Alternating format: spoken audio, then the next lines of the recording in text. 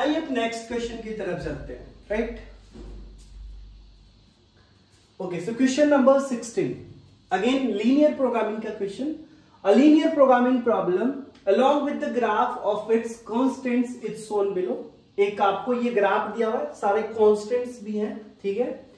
The corresponding objective function z is equal to 18x plus 10y which has to be minimized। ध्यान रखना है, आपको क्या बोला जा रहा है, किसको मिनिमाइज करना है, इस वाले को मिनिमाइज करना है, ठीक है। The smallest value of the objective function z is 134। z का स्मॉलेस्ट वैल्यू आपको क्या दिया हुआ है, 134 है, ठीक है।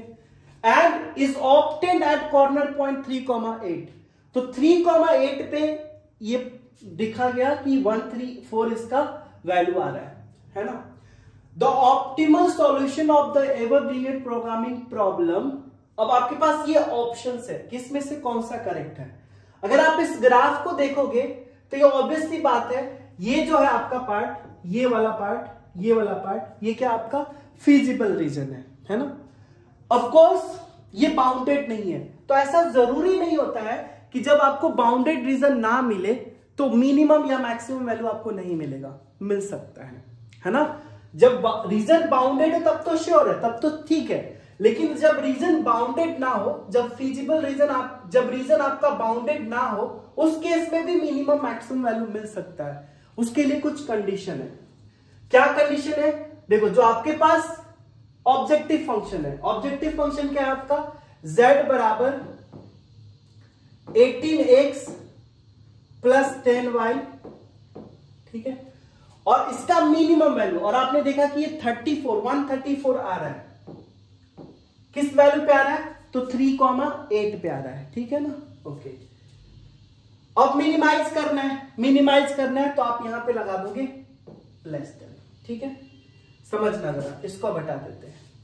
जस्ट कैसे इस क्वेश्चन को सॉल्व करते हैं वो देखना है आपको। ये हमने कर दिया। अब देखो ऑप्शंस आपके पास ये है और ये है, दो ऑप्शन, ये तो हट जाएगा, है ना। Does not exist the feasible region is unbounded, ये तो गलत है, अभी हमने आपको बता दिया।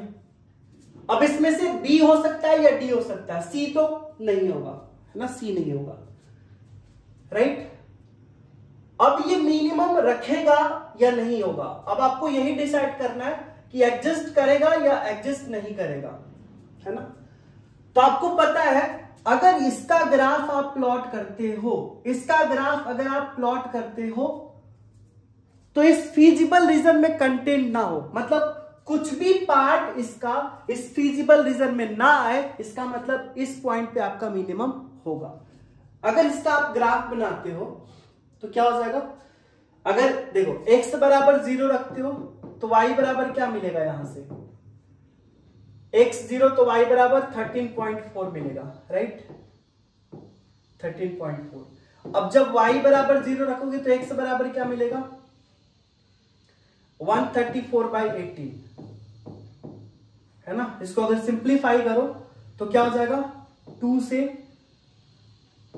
2 6 12 72 और 9 डिवाइड करोगे तो क्या मिलेगा, 67 ठीक है, डिवाइड कर लो जरा।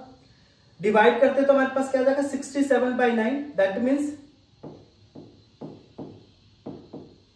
9 6 जा 9 7 जा, है ना, 9 7 जा, एंड यहां बच जाएगा 9 से बचा 63 4 0 9 4 जा 36 7.4, मतलब 0,13.4 0,13.4 somehow here and 7.4,0 तो ये आपको दिया हुआ है, देखो ये लाइन आपको दिया हुआ है, यहां पे ड्रॉ किया गया है, बहुत बढ़िया। ये जो लाइन 18x प्लस 10y आपको ये डॉट डॉट लाइन से आपको ड्रॉ किया गया।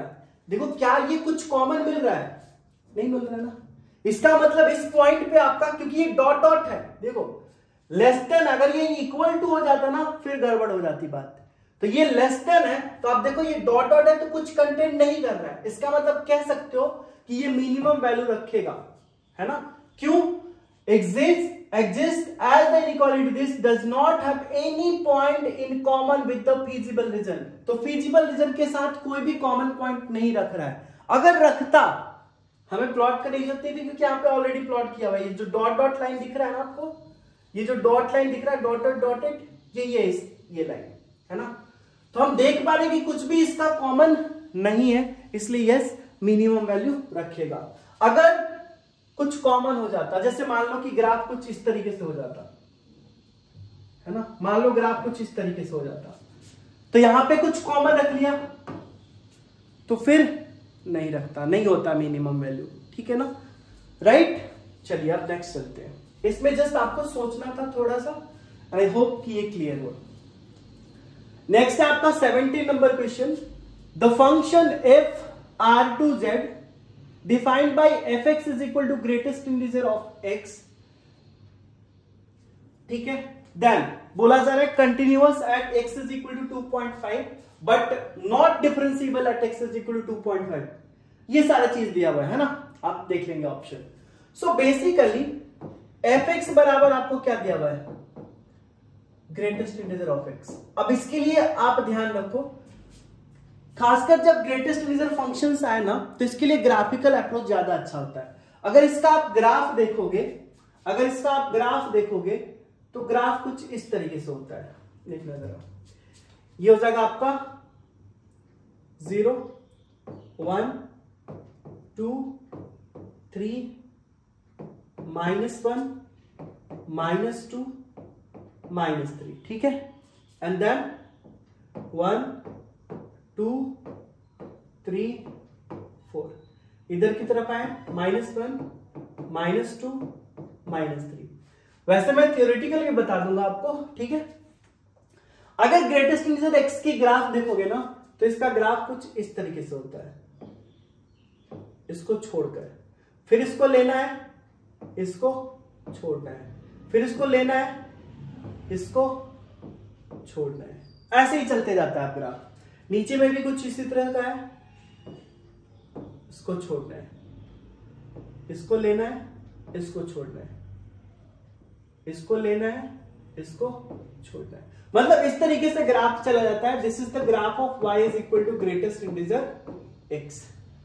अब यहां पे आप क्या देख रहे हो, यहां पे आप यही देख रहे हो कि हर एक इंटीग्रल पॉइंट पे 1 2 3 पे ग्राफ आपका डिसकंटिन्यूअस है, हर एक इंटीग्रल पॉइंट पे ग्राफ डिसकंटिन्यूअस है। तो कह सकते हैं डिसकंटिन्यूअस एट ऑल इंटीजर्स, है ना, हर एक इंटीजर्स पे ये डिसकंटिन्यूअस है। और अगर फंक्शन डिसकंटिन्यूअस है तो ऑब्वियसली वो नॉन डिफरेंशिएबल होगा, and so non differentiable at all integer, है ना, ठीक है। हमने ये देखा कि हर एक इंटीग्रल पॉइंट पे, अगर मान लो बात करें 1 पे, तो 1 पे ग्राफ टूटा हुआ है, 2 पे ग्राफ टूटा हुआ है, -1 पे ग्राफ टूटा हुआ है, एंड ग्राफ टूटा हुआ मतलब डिसकंटिन्यूअस है। तो डिसकंटिन्यूअस है हर एक इंटीजर पॉइंट पे, और जब ग्राफ डिसकंटिन्यूअस होता है तो डिफरेंशिएबल भी नहीं होगा। ये हो सकता है कि जो ग्राफ डिफरेंशिएबल है वो कंटिन्यूअस, जो ग्राफ डिफरेंशिएबल है वो कंटिन्यूअस होगा ही होगा, लेकिन जो कंटिन्यूअस है ये जरूरी है कि वो डिफरेंशिएबल होगा ही होगा। समझ में आया? एक बार फिर से, जो ग्राफ कंटिन्यूअस है तो ऐसा जरूरी नहीं है कि वो डिफरेंशिएबल होगा ही होगा। जैसे मान लो ये वाला ग्राफ, हम ये ग्राफ लेते हैं, सपोज करो this is y is equal to mod of x minus 2 का ग्राफ है, ये पॉइंट ऑफ 2,0 है। तो ये graph x is equal to 2 पे कंटिन्यूअस है, लेकिन x इज इक्वल टू 2 पे डिफरेंशिएबल नहीं है। ग्राफ में कहीं पे भी कॉर्नर बने, शार्प कॉर्नर बने, कहीं पे कस्प लाइक स्ट्रक्चर बने, तो इस पॉइंट पे ग्राफ कंटिन्यूअस तो है लेकिन डिफरेंशिएबल नहीं होगा। डिफरेंशिएबल क्यों नहीं होगा? क्योंकि इस पॉइंट पे मल्टीपल टेंजेंट पॉसिबल हो जाएगा, ठीक है। इसलिए कॉर्नर पॉइंट पे पॉसिबल, कॉर्नर पॉइंट पे डिफरेंशिएबल नहीं होता है। तो एक पॉइंट नोट डाउन कर लो, हो सकता है पूछा जाए आपसे कि अगर कोई ग्राफ कंटिन्यूअस है, यानी अगर कोई फंक्शन कंटिन्यूअस है, तो जरूरी नहीं है कि उस पॉइंट पे डिफरेंशिएबल हो ही, बट अगर कोई फंक्शन डिफरेंशिएबल है किसी पॉइंट पे तो वो डेफिनेटली कंटिन्यूअस होगा। क्लियर? ठीक है, तो ये चीज क्लियर आपको। अब इसमें बात हो रही है 2.5 की, देखो 2.5 की, तो 2.5 मतलब यहां पे, अब इस पॉइंट पे आप देखो, इस पॉइंट पे यहां पे तो कंटिन्यूअस है और यहां पे डिफरेंशिएबल भी है ना, क्योंकि आपको यहां पे स्ट्रक्चर मिल रहा है क्या, कॉर्नर या कस्प नहीं मिल रहा है। इसका मतलब 2.5 पे कंटिन्यूअस भी है, डिफरेंशिएबल भी है, कंटिन्यूअस भी है एंड डिफरेंशिएबल भी है। ये ऑप्शन है क्या? Yes, continuous as well as differentiable at x is equal to 2.5। ठीक है, अब देखो थ्योरेटिकल अप्रोच, ये तो ग्राफिकल अप्रोच हो गया। थ्योरेटिकल अप्रोच से क्या करते हैं, कंटिन्यूटी चेक करने के लिए हम क्या करते हैं, चेक करते हैं LHL RHL। तो आप LHL फाइंड आउट करो, LHL at x is equal to 2.5। ठीक है, कैसे फाइंड आउट करते हैं, तो limit x tends to 2.5 minus और ग्रेटेस्ट इंटीजर ऑफ x। अब आपको पता है ना, अब आपको पता है कि ग्रेटेस्ट इंटीजर x का वैल्यू क्या होता है, 2। जब x का value greater than equal to 2 and less than 3 हो, यानी 2.9 भी रखोगे तो इसका वैल्यू क्या मिलेगा, 2 ही होगा। तो 2.5 माइनस मतलब 2.5 से थोड़ा सा कम, सपोज करो 2.49, तो इसका वैल्यू क्या होगा, 2। अब RHL निकाल दो, RHL निकालोगे तो क्या हो जाएगा, limit x tends to 2.5 plus greatest integer. अब 2.5 प्लस मतलब 2. सपोज करो 59, तो इसका भी ग्रेटेस्ट इंटीजर क्या मिलेगा, 2 ही मिलेगा। एंड f 2.5 निकालो तो इसका भी ग्रेटेस्ट इंटीजर आपको क्या मिलेगा, 2.2 ही मिलेगा, है ना। तो आप देख रहे हो कि LHL RHL एंड उस पॉइंट पे वैल्यू तीनों इक्वल आ रहा है, इसका मतलब ये कंटिन्यूअस है, ये कंटिन्यूअस है। इसी तरह से आप डिफरेंशिएबिलिटी भी चेक कर सकते हो LHD RHD निकालकर, राइट। तो ऐसे क्वेश्चन को आप ट्राई करो, graphical approach is better one. ठीक है, अब आ जाइए नेक्स्ट क्वेश्चन की तरफ। नेक्स्ट क्वेश्चन हमारे पास question number 18। A student absorb an open air honeybee nest on the branch of a tree whose plane figure is parabolic. ठीक है, given by x square is equal to 4y, then the area of the region bounded by parabola x square is equal to 4y and the line y equal to 4 is। अब देखो एक student है जो देखता है honey bee nest, देखते हो ना मधुमक्खी का वो लगा रहता है जिसमें शहद बनता है, हनी, है ना। वो देखा उसने किसी पेड़ पर, तो देखा कि वो पैराबोलिक शेप में है ना। तो पूछा जा रहा है आपसे, वो जस्ट एक स्टोरी बना दिया गया, मेन क्वेश्चन आपसे पूछा जा रहा है कि the area of the region bounded by parabola x square is equal to 4y and the line y is equal to 4 is, इसके बीच का एरिया। तो सबसे पहले आपको ग्राफ पता होना चाहिए कि कौन सा एरिया बाउंडेड हो रहा है। जरा देखो, सबसे पहले हमने कोऑर्डिनेट एक्सिस ले लिया। अगर आप देखोगे x square is equal to 4y, है ना, सबसे पहले इसका ग्राफ चाहिए आपको, है ना। तो इसका ग्राफ कैसा हो जाएगा, सो graph will be like this, ये हो जाएगा ग्राफ। x0 पे y0, और देखो y बराबर x स्क्वायर बाई 4, यानी y ऑलवेज पॉजिटिव होगा, तो ये हो जाएगा इसका ग्राफ। ठीक है, ये आपका obviously this is origin 0,0, correct है। ओके, अब y equal to 4, y equal to 4 मतलब ये लाइन, है ना, ये हो गया आपका y इक्वल टू 4। अब आपको फाइंड आउट करना है एरिया बाउंडेड। तो एरिया कौन सा बाउंड हो रहा है, अगर आप ध्यान से देखो तो एरिया कौन सा बाउंड हो रहा है, सो दिस वन, ये वाला एरिया, है ना। अब देखो हम कैसे एरिया फाइंड आउट करते हैं, जरा सोचना। देखो ये तो क्लियर है कि जो ओरिजिन के राइट साइड है वही लेफ्ट साइड है, यानी सिमेट्रिक है। तो हम क्या करते हैं कि इस पॉइंट से इस पॉइंट तक का एरिया निकाल देते हैं और इसको 2 से मल्टीप्लाई कर देंगे, हो जाएगा। अब ये एरिया कैसे निकालोगे? तो सबसे पहले हम क्या करते हैं कि y इज इक्वल टू 4 कैंडल एरिया निकाल लेते हैं। y इक्वल टू 4 कैंडल एरिया निकाल लेते हैं और इसमें से अब देखो इस पैराबोला के द्वारा सिंपल सा ना, अगर आप ऐसा देखोगे तो इस लाइन के लिए मान लो ये 0 to अल्फा है, तो इसके लिए एरिया कौन सा बन रहा है? ये वाला एरिया है और हम चाह रहे हैं क्या कि ये वाला एरिया है। तो अब पैराबोला अगर बनाओगे यहां पे तो इसके लिए एरिया कौन सा होगा? ये वाला, ये एरिया बनाएगा। रिक्वायर्ड एरिया में ये चाहिए, तो हम क्या करेंगे, इस लाइन का एरिया के अंडर से इस पैराबोला के द्वारा जो एरिया बन रहा है उसको घटा देंगे, बन जाएगा। बट ये वाला पॉइंट हमें चाहिए, ये पॉइंट कैसे निकालोगे? तो ऑब्वियस है ना, देखो आप यहां पे y बराबर 4 है, तो y बराबर अगर यहां पे 4 रखते हो तो क्या मिलेगा?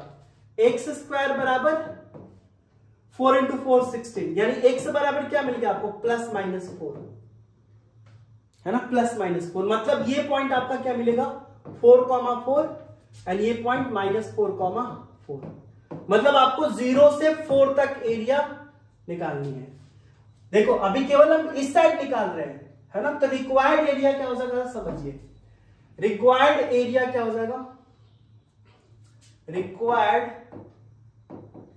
एरिया, तो हमने लिखा इसको ऐसे 2 इंटू 2 से क्यों मल्टीप्लाई किया कि हम 0 से 4 तक जा रहे हैं, 0 से 4 तक जा रहे हैं, तो उसके इधर भी तो है, तो 0 से 4। और पहले आप ये वाला लाइन है ना, y इक्वल टू 4 मतलब 4 माइनस इसके द्वारा क्या हो जाएगा? एक्स स्क्वायर बाई 4, क्योंकि x के रिस्पेक्ट में कर रहे हैं। ये हो जाएगा आपका फाइनल आंसर। सॉल्व कर लो, आंसर आ जाएगा। ठीक है, सारी चीजें समझ में आ गई। x के रिस्पेक्ट में कर रहे हैं इसलिए y बराबर x हमने लिया। ठीक है, अब इसको सॉल्व करते हो 2 इंटीग्रेशन 0 to 4 ये हो जाएगा 4 dx माइनस 2 1/4 बाहर कर लो x स्क्वायर dx, ये 0 to 4। सॉल्व कर लो जरा, यहां से क्या आएगा? ये हो जाएगा 2 4 बाहर तो 4 2 जा 8 और इसका इंटीग्रेशन x लिमिट आपका 0 to 4 माइनस यहां से हो जाएगा 1/2 एक्स स्क्वायर का इंटीग्रेशन x³ 3 और लिमिट आपका कहां से कहां तक? 0 से 4 तक। अब इसको सॉल्व कर लो आप, तो क्या मिल रहा है देखो, ये तो हो जाएगा 8 इंटू 4 माइनस 0, करेक्ट है, माइनस ये 1/6 और यहां से क्या मिल जाएगा? 4 है ना, 4 माइनस 0 का क्यूब, तो 0 मिलेगा, है ना। यही हो गया आपका फाइनल आंसर। दैट मीन्स ये 32 माइनस 64/6, यानी 32 माइनस 64 मतलब 32/3 होगा क्या? अब इसको सिंप्लीफाई कर लो तो कितना हो जाएगा? 3 से मल्टीप्लाई होगा तो कितना होगा? 96 ना, 96 minus 32 divided by 3, that means कितना हो जाएगा? 96 में से 32 जाएगा तो 64/3। ओके, हाँ, option B will be correct. तो ऑप्शन बी इसका करेक्ट हो जाएगा, राइट। ओके, अब आ जाइए नेक्स्ट क्वेश्चन। ओके, सो देखा आपने कि 18 क्वेश्चन तक आपका क्या था? एमसीक्यू था और इसमें एक करेक्ट था, है ना। टोटल 20 क्वेश्चंस होते हैं जो 1 मार्क्स के होते हैं, 18 आपका टोटल एमसीक्यू, और जो 19 एंड 20 क्वेश्चन होगा ना वो आपका असर्शन रीजन बेस्ड क्वेश्चन होगा। ऑब्वियसली असर्शन रीजन में क्या होता है, एक आपको असर्शन दिया जाएगा और एक रीजन दिया जाएगा, है ना, और आपके पास ये ऑप्शन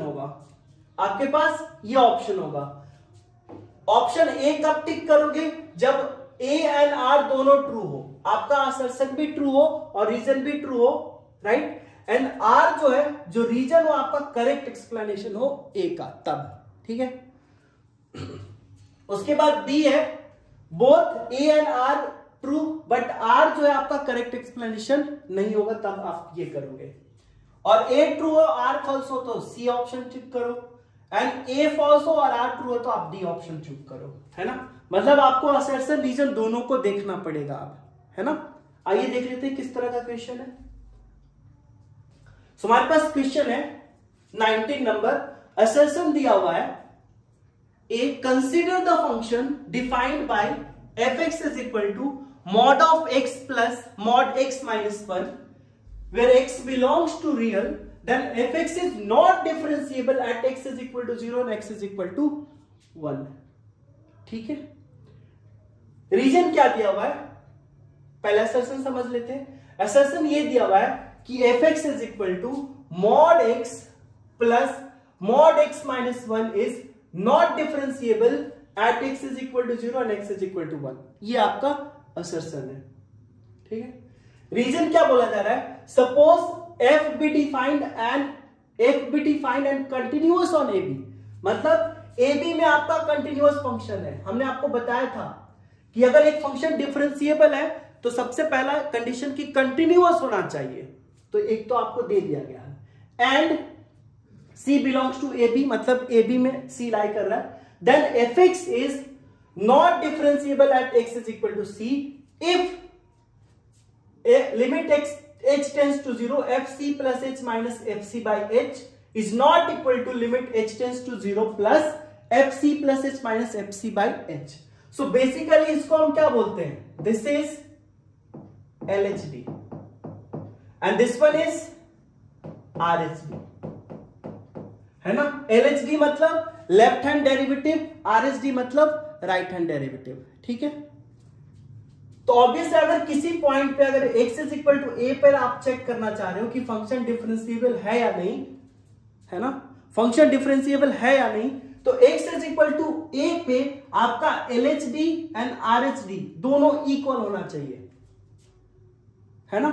और अगर फंक्शन नॉन डिफरेंशिएबल है, इसका मतलब LHD RHD दोनों इक्वल नहीं है। इसका मतलब अगर ये नॉन डिफरेंशिएबल है तो ये आपका करेक्ट एक्सप्लेनेशन है। ये तो क्लियर है कि ये जो है आपका this one is the correct है, ये आपका करेक्ट है, ट्रू है ना, क्योंकि कंडीशन दिया हुआ कि आपका कंटिन्यूअस होने के लिए अगर डिफरेंशिएबल है तो कंटिन्यूअस होना चाहिए, और डिफरेंशिएबल इसलिए नहीं है कि x is equal to c पे इसका LHD और RHD दोनों इक्वल नहीं है।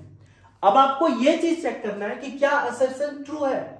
तो मैं आपको एक चीज बताता हूं, कभी भी आपको एब्सोल्यूट फंक्शन यानी मॉडुलस फंक्शन मिलेगा तो ऑलवेज उस पॉइंट पे नॉन डिफरेंशिएबल होगा जहां पे वो जीरो हो रहा होगा।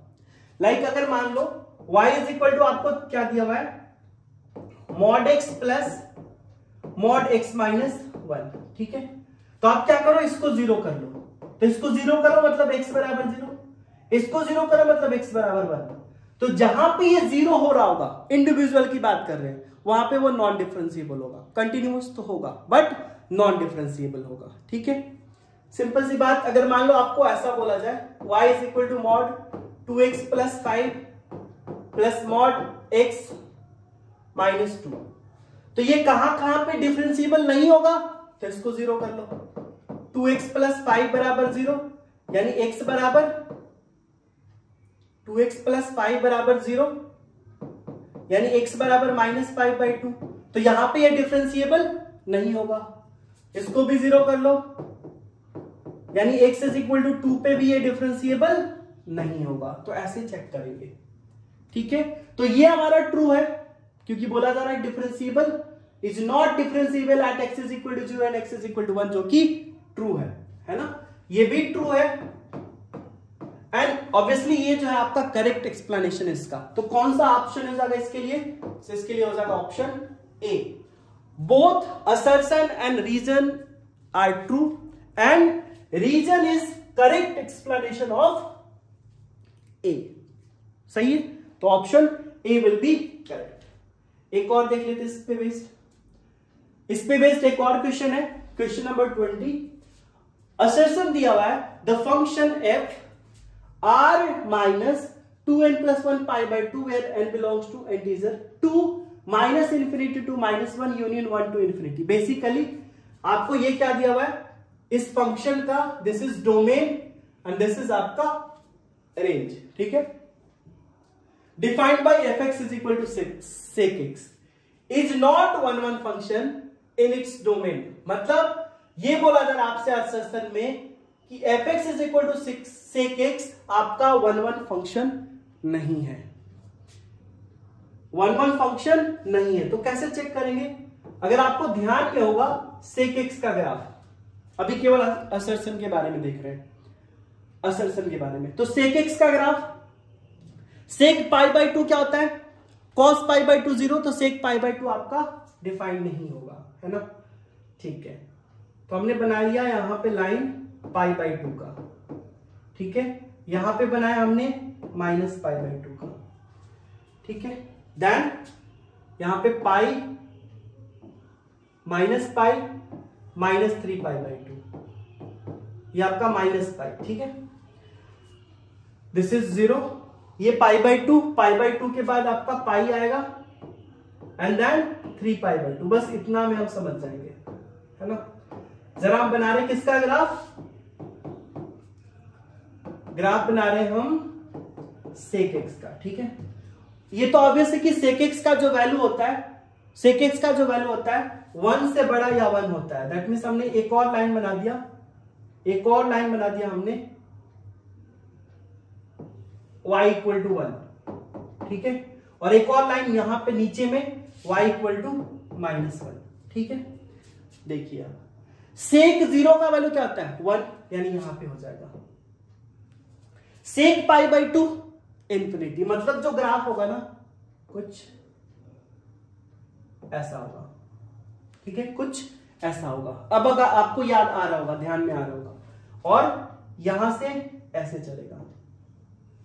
फिर इस पॉइंट से अगर बात करें तो sec π = -1, तो यहां से ऐसे चलेगा। ये जो हमने ब्लैक बनाया, this is the graph of y = sec x, ठीक है।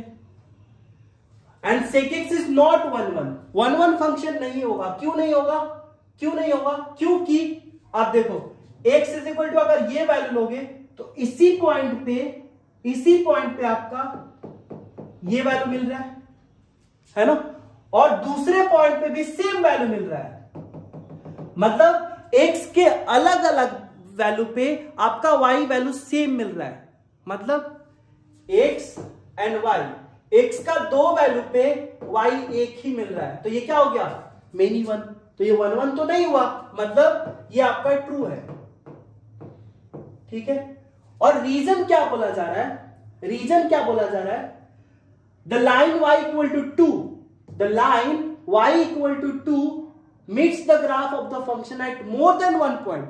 तो ऑब्वियसली इसमें हम क्या करते हैं, हॉरिजॉन्टल लाइन टेस्ट, जरा ध्यान रखना, हॉरिजॉन्टल लाइन टेस्ट।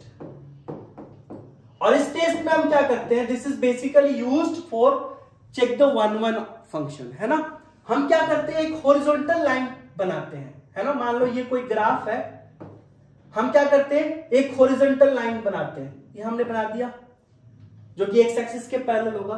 अगर ये लाइन इस ग्राफ को एक पॉइंट से ज्यादा या 2 या उससे ज्यादा पॉइंट पे कट कर रहा है, तो हम बोलेंगे कि ये 1 नहीं है, ठीक है। अगर यही ग्राफ आपका ऐसा होता और अगर हॉरिजॉन्टल लाइन बनाते तो एक जगह कट कर रहा है, मतलब ये तो आपका 1 हो गया और ये आपका मेनी 1 हो गया। समझ में आया? तो ये बेसिकली इसके बारे में बात कर रहा है। तो अगर आप y = 2 ड्रॉ करते हो, y = 2 ड्रॉ कर लो, तो यहां पे तो आपका 1 था, ये -1 था, तो 2 मतलब ये लाइन। तो क्या बोला जा रहा है, y = 2 meets the graph of the function at more than 1 point. तो ऑब्वियसली यहां पे मिल गया, और भी इधर जो ग्राफ होगा वहां पे भी मिलेगा। तो मतलब एक पॉइंट से ज्यादा जगह मिल रहा है, तो ये भी ट्रू होगा। मतलब हॉरिजॉन्टल लाइन टेस्ट आपका क्या हो जा रहा है, यहां पे फेल हो जा रहा है। दो जगह या उससे ज्यादा जगह कट कर, और भी तो ये बनेगा ना लॉग, तो वहां पे भी कट करेगा, इधर भी कट करेगा, तो 2 पॉइंट से इनफैक्ट 1 पॉइंट से ज्यादा जगह कट कर रहा है, इसलिए क्या हो गया आपका मिनिमम फंक्शन हो गया। दैट मीन्स ये भी ट्रू है, ये भी ट्रू है, और ये करेक्ट एक्सप्लेनेशन है बाय हॉरिजॉन्टल लाइन टेस्ट। एक और होता है vertical line test. Vertical line test होता है कि जो आपका ग्राफ दिया हुआ है वो फंक्शन है या नहीं। तो एक वर्टिकल लाइन ड्रॉ करते हैं, अगर उस ग्राफ को एक जगह पे कट किया तो समझ लें कि यस वो फंक्शन है, अगर एक से ज्यादा जगह कट किया तो फंक्शन नहीं होगा। राइट, ये चीज क्लियर है। तो ये हमारे पास टोटल 20 जो 1 मार्क्स की क्वेश्चन है ये सॉल्व हो गया। राइट, अब जो हमारा काम होगा नेक्स्ट, इसके जस्ट बाद हमारा नेक्स्ट पार्ट जिसमें हम लोग क्या करेंगे, 2 मार्क्स के क्वेश्चन जिसमें वेरी शॉर्ट क्वेश्चंस होंगे उसको सॉल्व करेंगे। राइट,